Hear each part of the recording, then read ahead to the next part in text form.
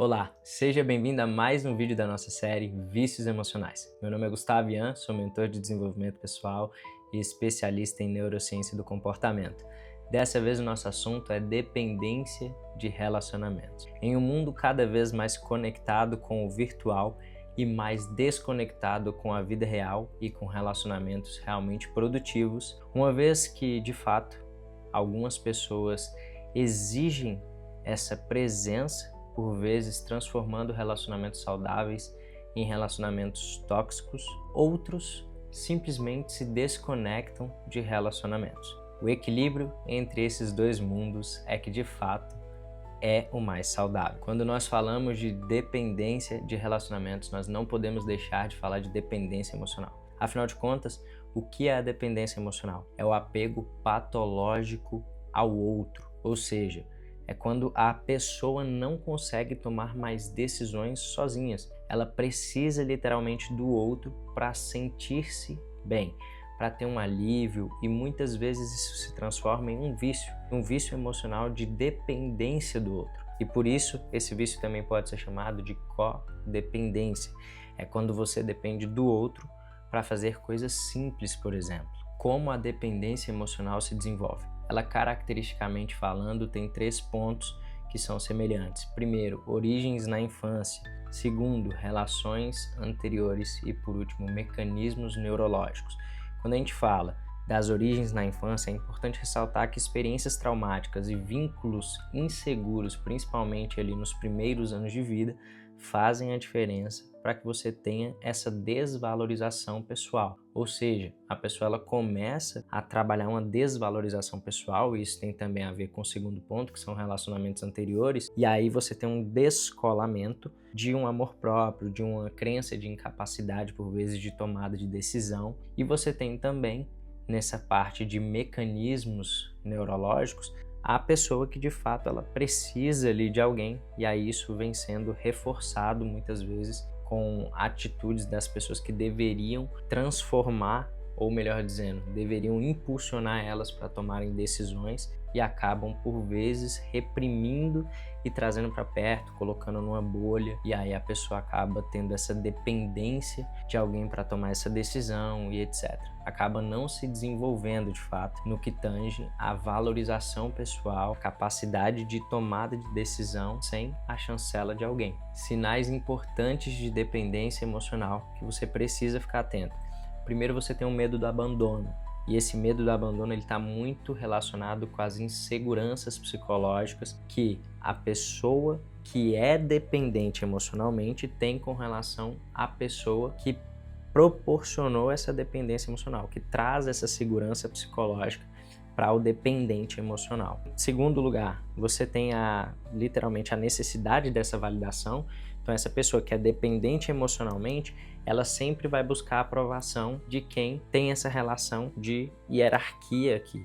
Ou seja, ela tem uma desvalorização pessoal e coloca a outra pessoa ali como um ser que sabe tudo, que traz essa segurança psicológica de fato. E você tem esse comportamento aqui dessa pessoa, inclusive, que muitas vezes reforça essa relação de insegurança psicológica do dependente emocional. Por quê? Se você tem uma desvalorização pessoal, isso se acarreta uma baixa autoestima, e essa baixa autoestima, por vezes, está muito relacionada a uma identidade emocional frágil, porque essa pessoa ela vive se adaptando às vontades de um pai, de um esposo, de uma esposa, que é basicamente quem reforça, por vezes, essa relação de dependência emocional. E para que nós possamos começar a entender isso de uma forma mais didática, eu preciso desenhar com você o que seria o ciclo da codependência. E ele passa basicamente por 4 fases. Primeiro, a idealização, que é quando você coloca o outro num pedestal, muitas vezes ignorando falhas, de fato assim, ignorando aquilo que a pessoa tem de negativo e transformando isso em uma desvalorização pessoal. Segundo, nós temos o sacrifício.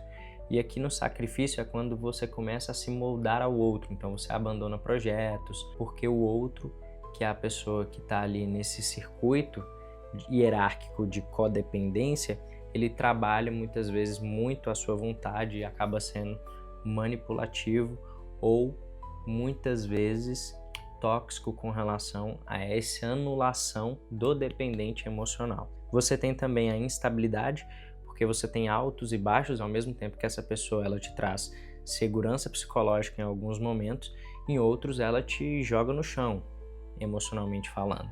Então você tem essa montanha russa emocional que acaba não sendo positivo para você, especialmente em momentos assertivos, em que você depende de uma autoestima para poder tomar uma decisão e até mesmo romper com esse ciclo de codependência para que possas avançar em resultados. E por último, nós temos o que nós chamamos de culpa, que é a responsabilização por problemas relacionados ao outro. Então isso gera um sentimento muitas vezes de inadequação, que acaba muitas vezes culminando aí nos momentos de instabilidade no relacionamento. E obviamente que essa codependência ela traz consigo alguns problemas, né? Dentre eles eu listei aqui 5 para a gente trabalhar. Primeiro, perda de identidade. Afinal de contas, quando você não tem uma identidade muito sólida, não tem um autoconhecimento, uma clareza daquilo que faz sentido para você, que não faz, seus pontos fortes e fracos especialmente, você acaba trabalhando, né, esse ciclo, esse circuito aqui de hierarquia que acaba sendo descolado da realidade. Em segundo lugar, nós trabalhamos as relações abusivas. Esses relacionamentos tóxicos, normalmente, eles trazem esse circuito de dependência e ele é tratado de uma forma manipulativa, não de uma forma influente. Perceba que a influência e a manipulação, eu já falei isso em outros vídeos, ela é uma linha muito importante e tênue. O que divide a manipulação da influência é um fio dental de distância e tem a ver com a intenção da pessoa no sentido de direcionar a outra. Porque a manipulação, ela é basicamente quando eu faço você fazer aquilo que eu quero sem te dar o direito de escolha. E a influência não. A influência é quando eu te dou várias opções de escolha e dou a minha visão. Perceba que existe uma diferença. Aqui eu trabalho muito o seu lado emocional e eu tenho você o tempo inteiro sob o meu controle. Na influência não. Na influência eu te dou suas opções e você tem a liberdade de escolher. Por mais que eu fale, olha, eu optaria por isso, mas tem essa diferença de intencionalidade. Em terceiro lugar, nós temos problemas ali relacionados à saúde mental, porque você tem uma baixa autoestima, essa capacidade de valoração própria, de amor próprio, ela é muito diminuída, especialmente quando você tem uma pessoa, um dependente emocional que é massacrado pela pessoa que está no pedestal, pela pessoa que é responsável por dar essa segurança psicológica. E muitas vezes essa pessoa aqui, ela entende que você tem a dependência emocional, mas para que você não rompa esse ciclo, ela acaba trabalhando na tua baixa autoestima e principalmente na tua identidade. Então é importante você ter isso como uma coisa, um ponto de alerta, eu diria. E nós temos mais 2 pontos. Primeiro, isolamento social. Uma pessoa que ela tem essa codependência, normalmente pela baixa autoestima, ela acaba se isolando. Então é importante que você tenha um profissional de qualidade para que tu possas conversar e tratar isso de uma forma assertiva. E aqui eu gosto sempre de ressaltar, eu acredito muito em equipes multidisciplinares. O meu trabalho aqui é trabalhar você do ponto A para o ponto B. Já o trabalho do psicólogo é trabalhar você do ponto A para o ponto A menos. Então é importante que você tenha essa diferença na tua cabeça para que tu possas seguir nesses serviços que são muito importantes, especialmente quando a gente fala de saúde mental. E então, para que nós possamos finalizar, eu resolvi trazer alguns pontos importantes para que tu possas iniciar esse romper. Primeiro, autoconhecimento. Sem autoconhecimento você não vai a lugar nenhum.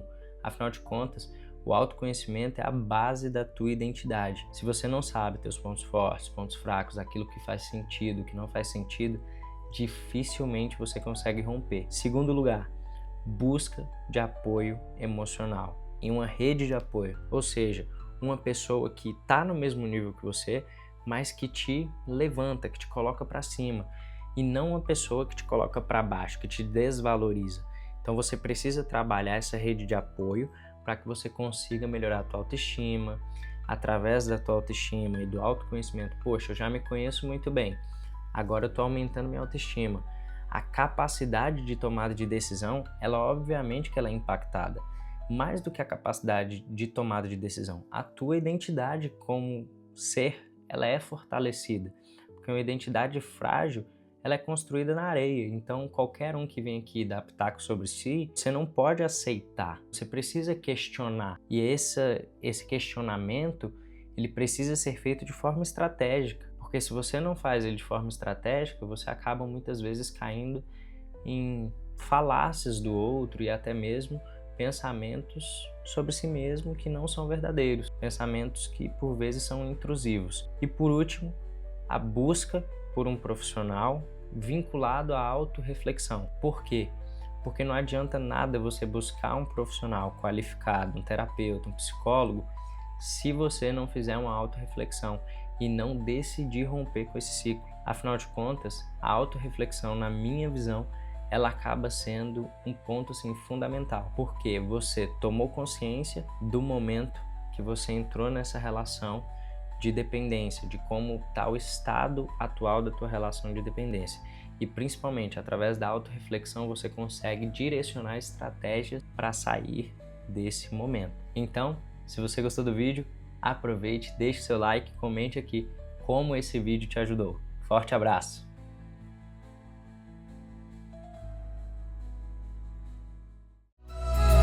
Ei, Gustavo, tu chegou com visão, mostrou que juntos mudamos a direção.